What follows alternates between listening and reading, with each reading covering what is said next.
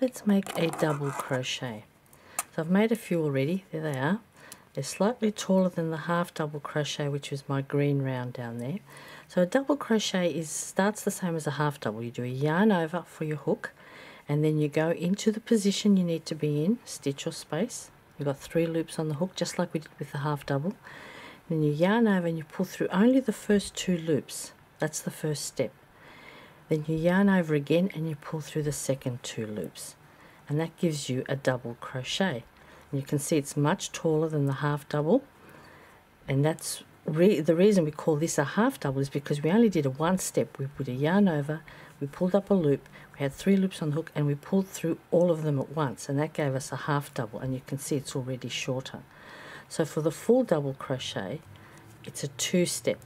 Yarn over, pull up a loop, yarn over, pull through 2 twice. That's why it's called a double crochet, because you do it twice.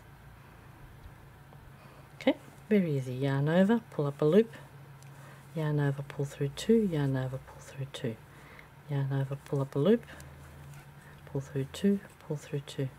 The yarn over is very important. Pull through 2, pull through 2. Very easy. Double crochet. There we go.